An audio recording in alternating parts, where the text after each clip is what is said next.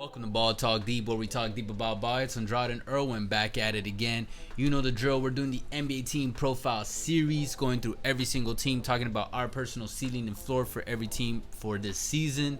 We already did the bottom five in the East. We already did the bottom five in the West. We've already done individual videos for a couple of team profiles. And today, we're going back to the Western Conference, where we're going to Texas once again to talk about the Dallas Mavericks. Yeah, man. We saw last year the rise of Luka Doncic, from wonder rookie to a superstar. Yeah, in two seasons, man. Jesus Christ. Pretty much, man. It seems already like Luka's already been in the association already for a while, and it's only gonna be his third year. So, hey, look, there's a lot to be excited about with the Mavericks, despite being in the Western Conference. Even Adam Silver's excited, man. He gave Luka the special matchup of going against LeBron for Christmas Day. That speaks volumes. That definitely speaks volumes, because normally you're gonna put the rematch of the finals. Yep.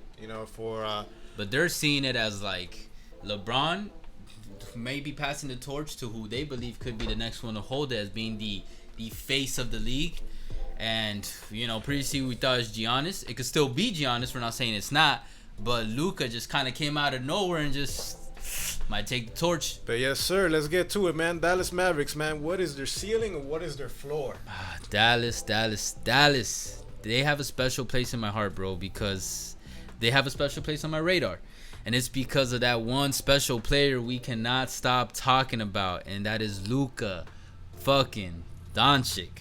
Get that last name right with the accents and everything too, man. We're gonna spread that for the whole nation. We're gonna get these international players' names right. Yes, sir. And look, Dallas has great coach, great star, good roster, great owner, probably one of, if not my favorite owner. Yep. And look, they're in Dallas, meaning that they're stuck in the West. And overall, that's just not the best place to be in. Yeah, but it's a good market. It is. It's a great market. But I'm just saying, like, being stuck in the Western Conference, especially with someone of Luka's age, like, man, if he was in the East, I might even have them making the finals. They still could. They still could, but if they were in the East, I'd feel a lot more confident about it. Yeah. I actually like Seth Curry on this team, so it'll be interesting to see if his loss is noticeable enough for this current roster. But they did add Josh Richardson. I think that's a good replacement. I'm actually a fan of Josh Richardson. I was when he was on the Heat. I expected him to do more on Philly. Didn't happen so much, but I want to put a good portion of that blame more on the organization that he was in as opposed to him himself, because Philly doesn't have the best culture. And then they also added a good rotation in James Johnson, so there's that. Honestly, when you have a superstar like Luka, roster is important, but we got a glimpse last playoffs of the superstar potential that Doncic has to possibly carry a team to the promised land. Not just lead them, but carry them. But he's already a superstar in my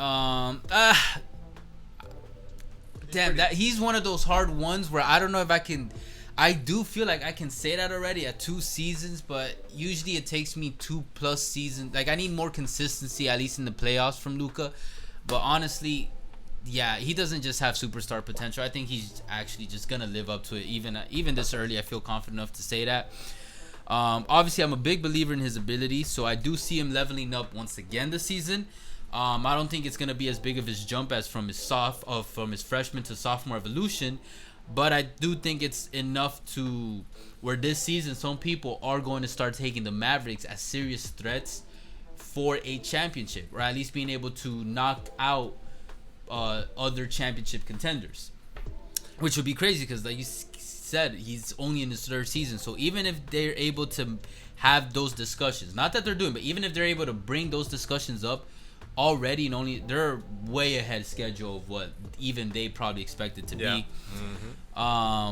That's why for me, ceiling for this specific season between as high as the 2nd seed, but I think it's anywhere between 2nd to 4th seed of the playoffs, and floor would be barely making the playoffs at 7th or 8th. I do not see this team not making the playoffs, barring some serious injuries. But we're talking about Kristaps, Richardson, Johnson. I think Kristaps, every year he's getting closer and closer to the unicorn abilities that we saw in New York before that terrible injury.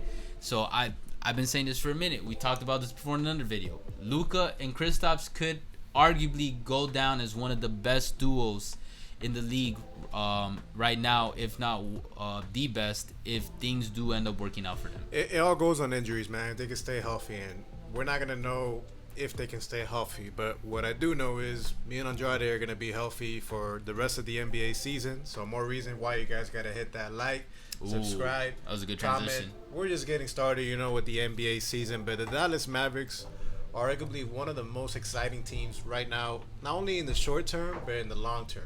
Oh, for sure. They already have the superstar in place already in Luka Doncic. And Cuban is not going to let him slip away. Exactly. They already got, if healthy, they already have a solid number 2 in the unicorn. One thing you got to take into consideration is that he did have surgery. Yeah. He's going to miss the start of the season, I believe. Meniscus. So their seeding is going to play a big factor to what it has to say. I know you brought up the fact that they might miss, they're probably going to, how much they're going to miss Seth Curry. But something you got to take into consideration is the doncic effect in turning players into better shooters. Oh, that's true. That's what helps make a real superstar. That's really good. Tim Hardaway Jr., he went from 47.4% to 55%. Dorian Finney-Smith, 50.7 to 57.5. Seth Curry himself, 57.7 to 62.1% in their field goal percentage. So that definitely makes into effect. And the guy that they got back in that trade, in the Seth Curry trade, Josh Richardson, I think is a better player overall, especially in the defensive end. He's not the best shooter. I think he shot 34% per se. Yeah. But hey, if the doncic effect goes into consideration, and he shoots better, and you already know Jay Rich is gonna bring it on defense. Yeah. That's gonna add another dimension. And one thing I want to talk about Jay Rich that I forgot to mention was that one thing I would give him above Steph Curry is, and if he could develop it better, is he's a better shot creator. Curry is probably a better catch and shoot. That's where Richardson did.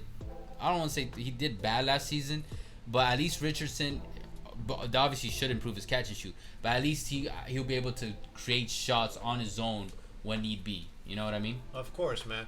But look, to go with the seeding, assuming Doncic, he just, believe it or not, keeps getting better. Shit. Imagine how far he can go, on the defensive end, he can get better. Porzingis, he has a relatively healthy year. James Johnson, Dwight Powell, Tim Hardaway Jr., Josh Richardson all have productive years and fit really well with the chemistry of what goes on. I don't see any reason why not. The Mavericks can be a number 3 seed, in the West. Get some favorable matchups in the playoffs, and then make it to the Western Conference Finals. I can see that. And give the Lakers or whoever they meet up in that conference final a run for their money. And who knows? Against the Lakers, I wouldn't give them too much of a shot. Against anyone else, I think they definitely have a legitimate shot. Yeah, man, this could be the type of year for the Mavericks that they've had it in the past. A lot of people were sleeping on them, and shit, before you know it, they're in the finals. That's true. So they have enough talent and star power to be able to make it happen. Yeah. What we don't know is, and they got a set culture. They have a pretty healthy culture per se. We got to see what happens with them. Really excited for them. Now, the floor would be, as unfortunately the injury bug hits them again. Some of their new pieces don't mesh well, and they'll probably be a number 7 or a number 8 seed and get eliminated in the first round. It is what it is. And the question that's going to be for the Mavericks is, hey, they're going to need to bring a third star. And who is it going to be? God, it better not be Giannis. We'll see, man. But, hey, that's the beauty of the season. We're not going to know what happens, but I'm definitely excited for it. Same. But you guys already know. Appreciate all the love and the hate. Catch us on TikTok, on Twitter, on Insta, on Ball Talk Deep, where we talk deep about ball.